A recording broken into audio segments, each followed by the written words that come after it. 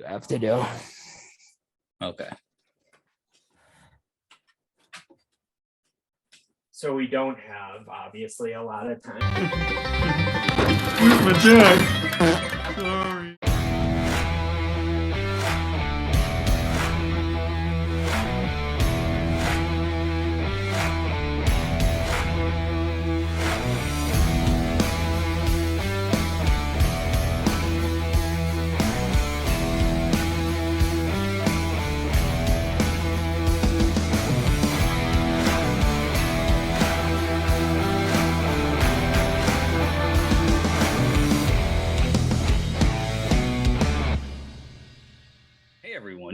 And welcome to another episode of Why Are You Still Here? The show where I just took over and did the introduction. Indeed. So this conversational topic here stemmed from last week. It's a project I've been working on. I've been tinkering around with a lot of older electronics. Keyword older here, because that's the crux of a lot of this. I was going to modify my Wii to include the Homebrew channel.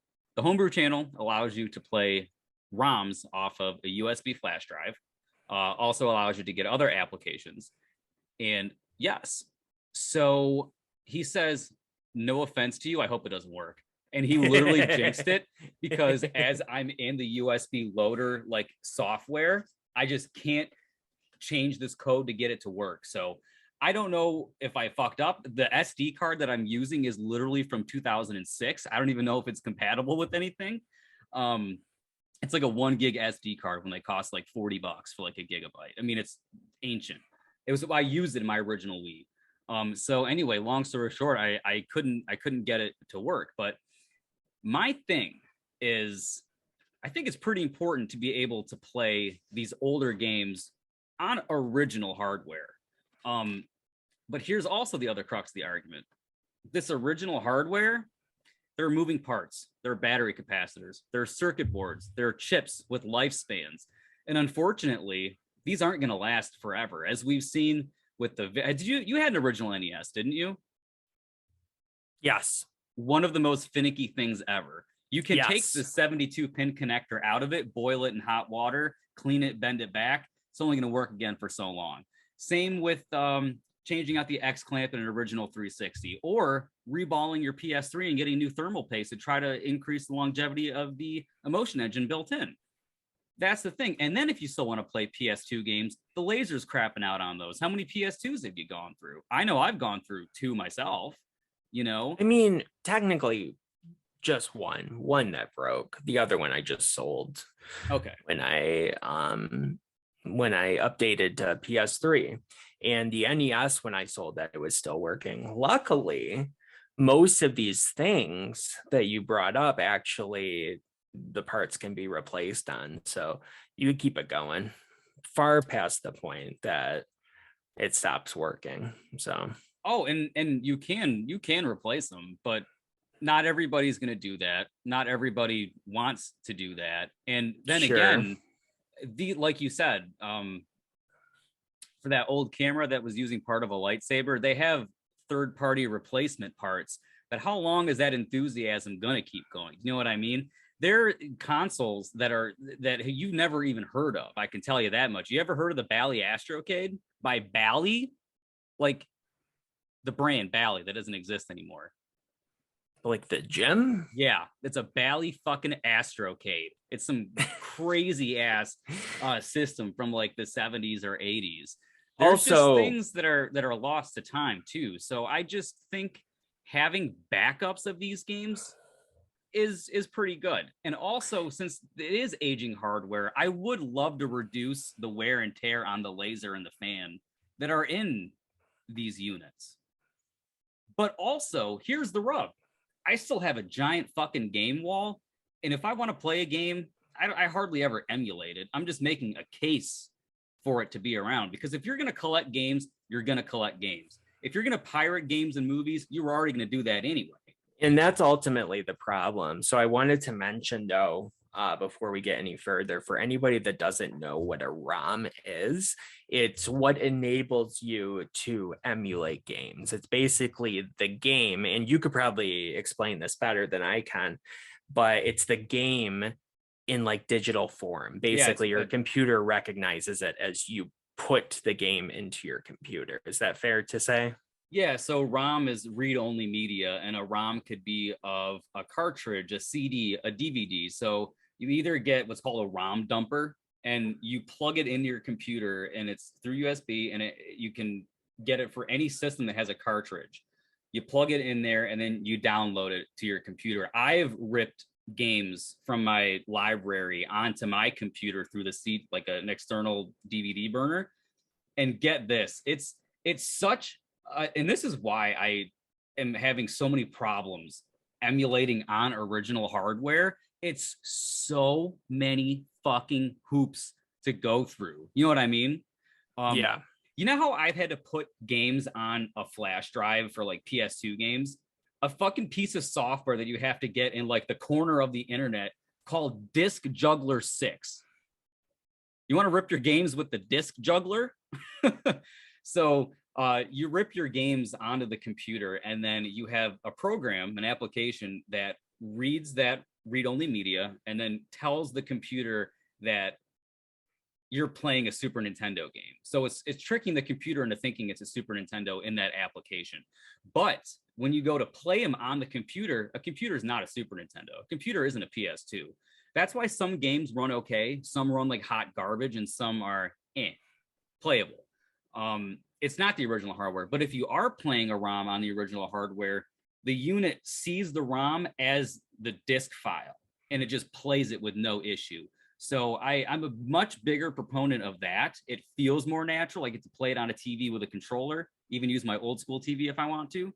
But this is all fantasy, as I'm telling you, because I haven't even been able to accomplish any of this at a decent price or easily, because it's kind of difficult. Going through root directories and all these different file extensions is fucking mind-numbing. There are ISO files, bin files, Q files. GameQ files are their own animal called .gcn. It is absolutely a nightmare. But as consumer technology becomes more readily available, you know, these games aren't in production. They haven't been in production for 20 years.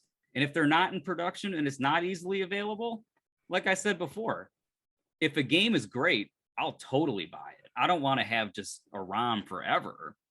You know what I mean? But like that one instance of Flintstones Dinosaur Peak, it's like a $1,400 NES game.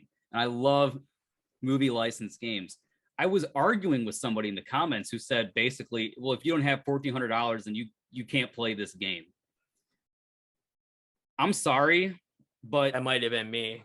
Whoever made the game is not programming games anymore, okay? And if they are, it's under a different umbrella. That's not who made the game. Nintendo ain't getting a cut of this whatsoever. And Nintendo is one of the most anti-consumer companies that are around. So I don't even know why people would bring that up. But motherfucker, a game that was given away for 25 cents because nobody wanted it at Funko Land, I'm not paying $1,400 for that. Even if it is a good game, that's absolutely ridiculous. It's insane. If there's the barrier to entry is that high, come on, man. Come on. You think Flintstones is a $1,400 game and that you shouldn't be able to touch it if you didn't buy this cartridge that, again, might not even work in a year. You know what I mean? It's just a weird line to it, to where I don't even feel like people in the hobby are having fun with it. You know what I mean? I don't know. It's with everything. Unfortunately, we don't have a lot of time left. So, but one thing I did want you to bring up though was the Beatles thing, because it was too late at night for me to finish the elaboration. Yeah, I think that we might want to hold off on that one as well. All my good points I want to hold off on, just so we don't get started into something really significant. For sure. I don't think that we mentioned it, but this is going to be split up into a part 1 and part 2. Basically, the intention of today's episode is just for you to, you know, get to experience the beginning of this, which is really going to be right wrapped along up with next week. Because this is on the fly discussion for us. So correct. And the question being posed is, do ROMs encourage the lack of physical media? and I totally think they do. I think they absolutely encourage you to only play them and to not buy physical media at all. It encourages piracy, unfortunately, and we know how much I hate piracy. And it encourages the people that necessarily maybe they aren't into piracy otherwise to be pirates anyway, you know? So it's like, you know, you said that if you're going to buy physical media, then you're going to buy physical media. That's not always the case. People can start off buying physical media and then find out that this is a much cheaper option. It's free, much easier option, and then just go with that and then screw their physical media collections, you know? So it's, I mean, there's tons of stuff that I have actually written down in notes, because when we were having our conversation last night, I got much more passionate than I even thought I was going to, because I was like, oh, this is, you know, a subject I don't really care about, whatever, let's do this. And then I was like, oh no, I am passionate about this. I think that ROMs are good for one thing and one thing only, and that are games, those are games like the Flintstones game, or maybe Halloween, because to get Halloween for Atari, especially complete in box, and then not we're only talking that, oh thousands my God, of dollars. the nightmare of getting an original Atari connected to anything that you're gonna play. Well, good fucking luck. That's not a big deal though, because there is Atari clone systems out these days. I believe that's what they're referred to as, that play Atari games and play them much better. I have the Atari Flashback, where everything is built in. There are some flashbacks, and get this, that have, and it's Atari, it's licensed by Atari. It's made by somebody else, but it's licensed by Atari. Same with other Sega products that have been licensed that way. They have an SD card slot where if you have the ROM of the game, you put it in there, you can play the Atari games just from the computer. So other manufacturers are encouraging some of this behavior as a preservationist measure, because that's kind of the biggest thing. It used to be seen as like a really dirty word in the gaming community, emulation, but since then it's kind of lessened a little bit.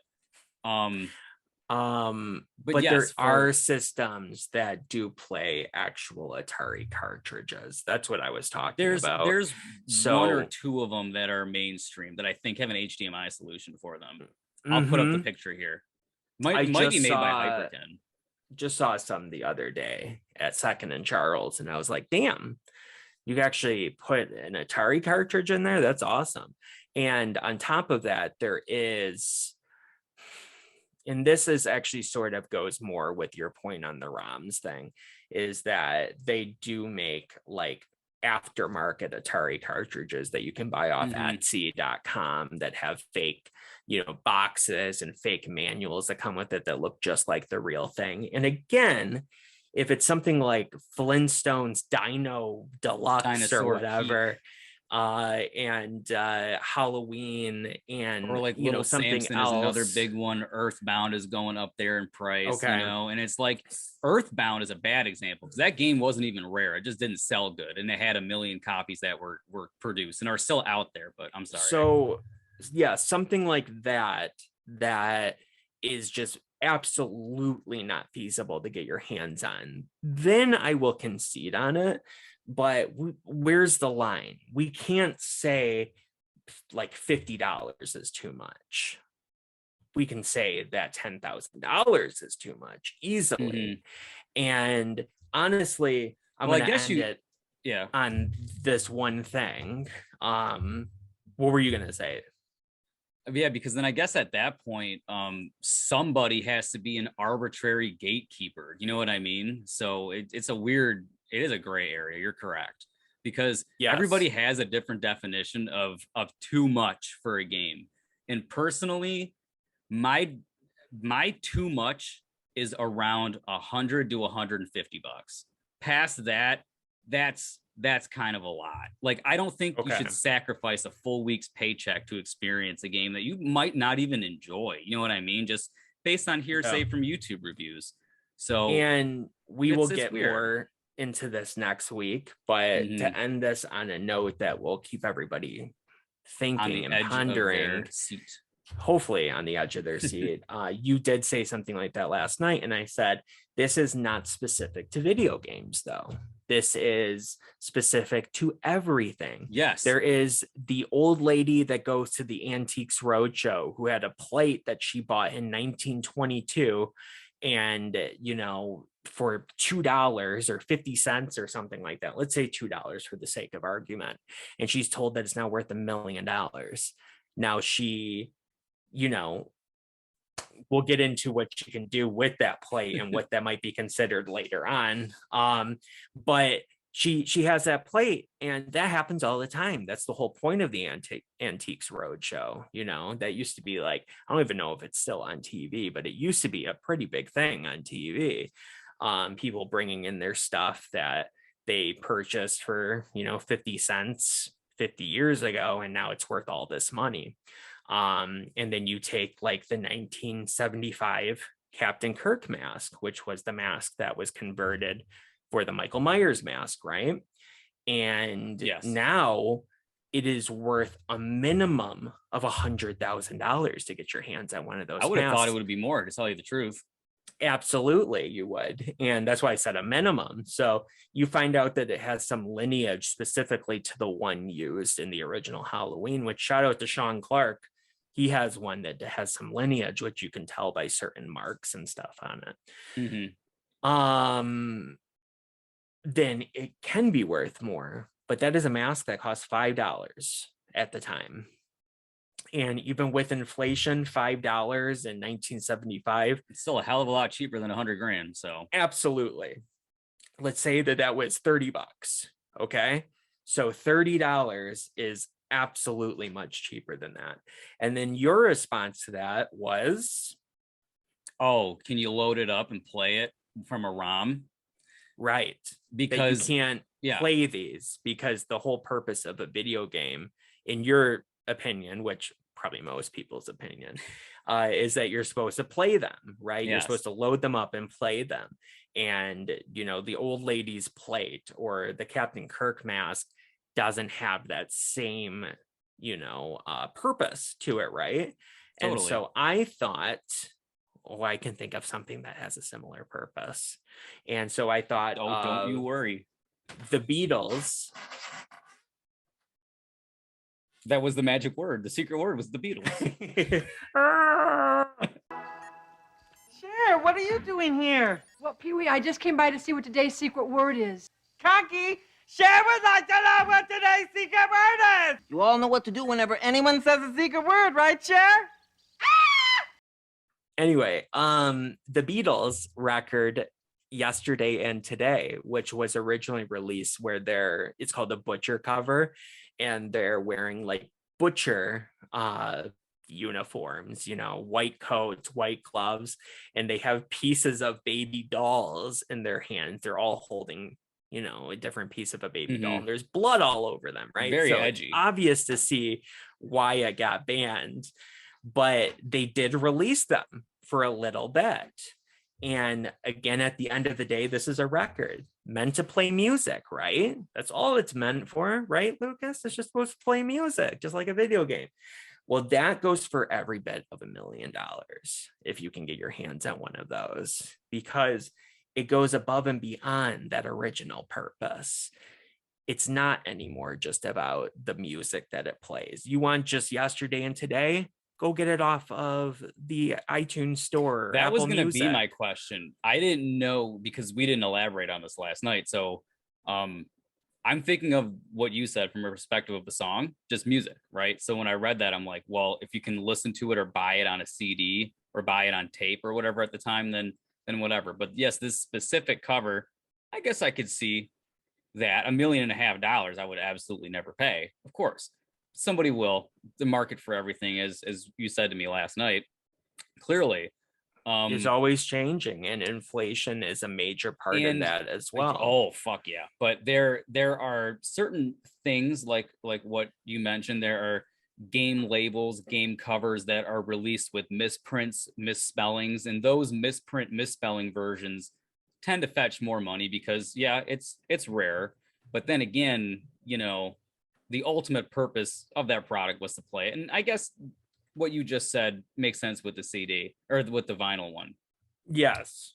But Yes.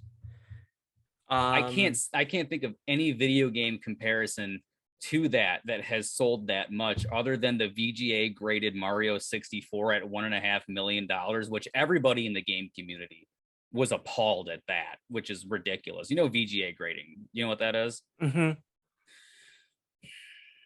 I do. You could have got the same game in box on eBay for like $300.